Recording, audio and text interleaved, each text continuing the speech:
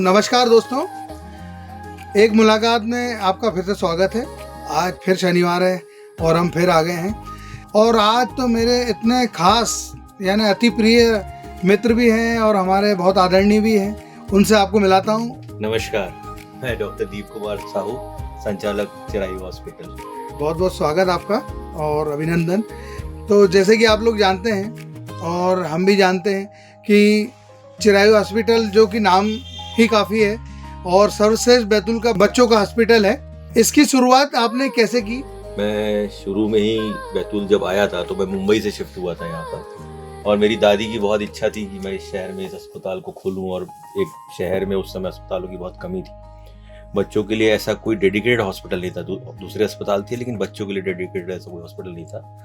तो मेरी दादी और मेरे पापा चूँकि इसी शहर से हैं, इसी शहर में पले बड़े हैं, तो मेरे को लगा कि मैं इसी शहर में अपना कार्यभार शुरुआत करूं।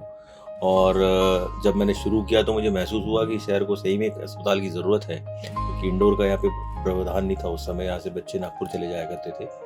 तो मैंने एक इंडोर हॉस्पिटल के साथ ही शुरुआत किया और फिर उस समय से सिलसिला चालू हुआ, जो शुरुआत में 3 बेड, 5 बेड, 10 बेड, 15 बेड, और आज मैं इतने बड़े हॉस्पिटल तक आ पाया हूँ और बहुत जल्द ही इस शहर को एक बड़ी सौगात देने जा रहा हूँ।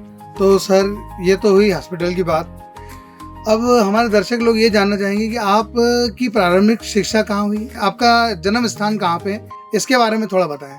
मेरा जन्म छिंदवाड़ा में हुआ है। छिंदवाड़ा क्षेत्र का मेरी पैदाइश है। लेकिन उसके बाद चूँकि पापा BSNL में थे तो हर 3 साल में उनका ट्रांसफ़र हो जाया करता था।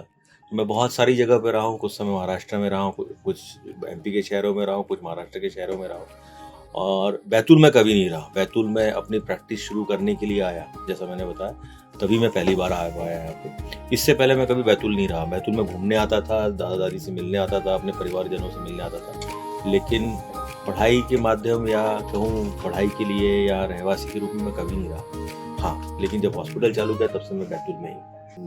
आज तो यानी मैं आपसे बहुत अच्छी बात करूँगा। आप मेरे दोस्त भी हैं और बड़े भाई भी जैसे हैं।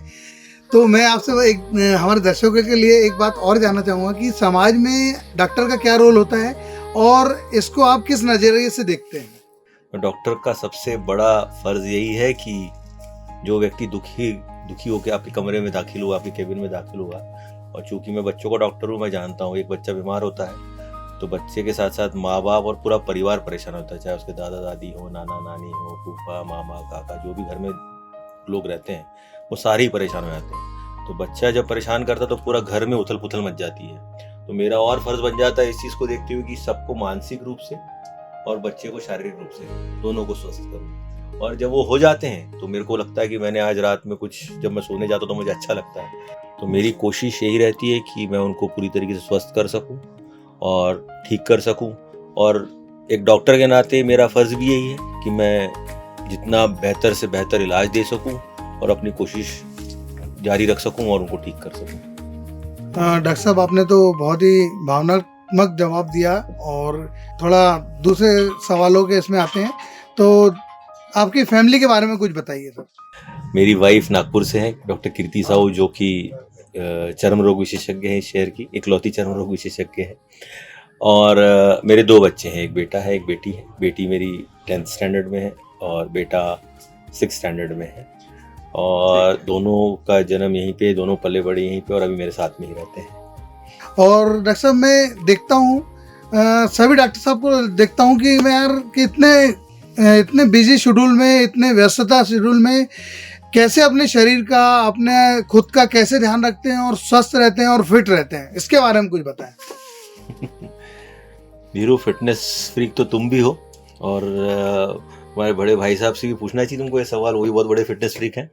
लेकिन मैं ये कहना चाहूँगा कि कुछ नहीं है। जैसा हम मरीजों को अपने केबिन में बताते हैं कि स्वस्थ जीवन ही सुखी जीवन है, अच्छा खाइए, अच्छा रहिए, अच्छी नींद लीजिए और अच्छा भोजन करिए, और साथ में कुछ कसरत करिए, खेलना। आज की दौड़ धूप वाली ज़िंदगी में जब आदमी खाली होता है तो मोबाइल लेके के बैठ जाता है।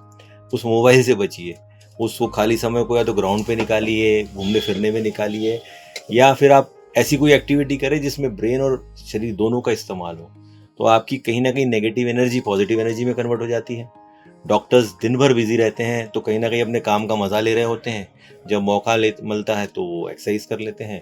और खाने में डॉक्टर्स विशेष रूप से ध्यान रखते हैं, तो मैं मानता हूँ शहर के लगभग सारे डॉक्टर्स इस चीज़ को जानते भी हैं और समझते भी हैं, और वो खान पान का विशेष बहुत ध्यान रखते हैं। और तुम भी फिटनेस फ्री को तुम भी ये ज्ञान दे सकते हो वैसे किसी को। जो आप सौगात बैतूल को देने वाले हैं उसके बारे में कुछ जानना चाहता हूँ आपसे। मैंने जब शुरू किया था अस्पताल, तो मैंने पहले शुरुआत में छोटी सी ओपीडी स्टार्ट की थी 3 बेड से, फिर 5 बेड किए, फिर उसको 10 बेड का कन्वर्ट किया।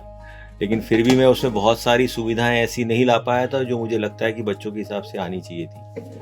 तो धीरे धीरे से कहते हैं ना कि प्रगति होती है और आदमी कुछ नया सोचता है, तो मुझे ऐसा लगा कि मुझे अब एक ऐसा अस्पताल लाना चाहिए जिसमें बच्चों के हिसाब से बहुत सारी सुविधाएं हों, और एक ही छत के नीचे मैं बच्चों का और दूसरे भी मरीजों का जो मुझसे जुड़े हुए हैं, जो मुझसे साल से जुड़े हुए हैं, उन्हें कुछ नई सुविधाएं दे सकूं जो इस शहर में उपलब्ध फिलहाल नहीं है, और उस स्तर की दे सकूं जो लोगों को लगता है कि नागपुर जाके हमें मिलती है और यहाँ नहीं मिल पा रही है, और उन सुविधाओं के साथ दे सकूं, उन पेमेंट ऑप्शंस के साथ दे सकूं जो यहाँ अभी शहर में उपलब्ध नहीं है। तो इन सब का मिला जुला स्वरूप कुछ लेके आ रहा हूँ, जो बहुत जल्द मैं बताऊंगा तुम्हें।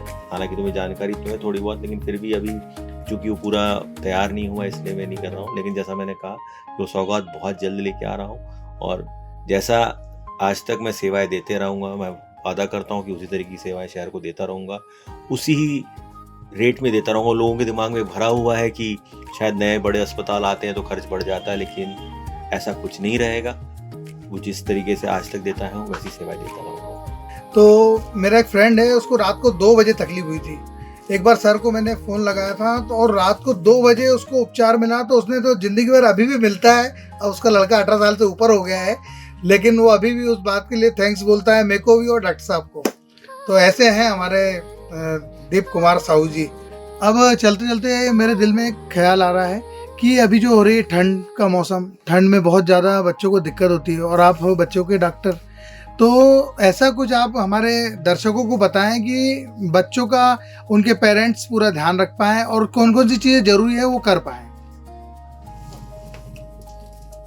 जैसा मैंने कहा कि धीरू की अभी खान पान, जैसे थोड़ी देर पहले मैंने कहा, खान पान बहुत बड़ा रोल प्ले करता है, और ठंड में खान पान का विशेष ध्यान रखना बहुत ज़रूरी होता है, क्योंकि ऐसी आदतें जो आजकल के बच्चों को डली हुई है बाहर के खाने पीने की, और बाहर ठेलों का खाना हो गया या बाहर होटलों का खाना हो गया, उससे थोड़ा सा बचने की कोशिश करना चाहिए। दूसरी बात यह है कि चूँकि जैसे पुराने ज़माने में ठंड में हमारे माँ बाप या हमारे दादा दादी हमें जो घर का बना हुआ काढ़ा, घर का बना हुआ सूप, घर का बना हुआ अदरक शहद, ये वो मौसम है जिसमें ठंड से बचने के लिए बहुत कारगर होता है। इन मौसम में आपको दवाइयों की बहुत ज़्यादा ज़रूरत नहीं होती कायदे से देखा जाए तो अगर आप इसको इस तरीके से इस्तेमाल कर सकें, जो हमारे कहते हैं ना देसी नुस्खे, वो बहुत फ़ायदेमंद होते हैं। और तीसरी सबसे ज़रूरी बात जो आजकल के बच्चे पसंद नहीं करते वो है गर्म कपड़े पहनना। तो माँ बाप इस चीज़ का विशेष ध्यान रखें कि वो लोग स्कार्फ पहने, बाहर निकलते तो इस चीज़ का ध्यान रखें, मोजे पहने, दस्ताने पहने हाथ में अगर ठंड ज़्यादा बढ़ रही है। विशेषकर जब बाइक्स पे लेके निकलते हैं तो बराबर कान टोपा पहना है जिसमें वो कवर अप रहें करके। और अगर गलती से सर्दी खांसी हो भी जाती है या इस तरीके से हो तो घर में ओढ़ा, मतलब जैसा मैंने जो काढ़ा और इन सब के बारे में बताया वो ध्यान रखें, और थोड़ा सा अपना देसी नुस्खा अपनाएं। और अगर दिक्कत बढ़ती है तो कृपया करके सेल्फ मेडिकेशन ना करें, खुद स्वयं से दवाई देने की कोशिश ना करें, क्योंकि इन सीज़नों में निमोनिया बहुत जल्दी पकड़ता है, क्योंकि ठंड बहुत तेज़ होती है। तो अगर हमें लग रहा है कि 1 या 2 दिन में अगर हमारी स्थिति नहीं संभल पा रही या दिक्कतें बढ़ रही हैं या श्वास की प्रॉब्लम हो रही है तो तुरंत डॉक्टर को कंसल्ट करें, क्योंकि इस सीज़न में बच्चे अचानक वैसे तो बीमार होते नहीं, लेकिन जब होते हैं तो बहुत ज़्यादा सीरियस होते हैं। तो वो सिर्फ कहीं ना कहीं इस चूक में हो जाते हैं कि शायद हमें सर्दी खांसी, हम 2 दिन की दवाई घर पे खा लेंगे।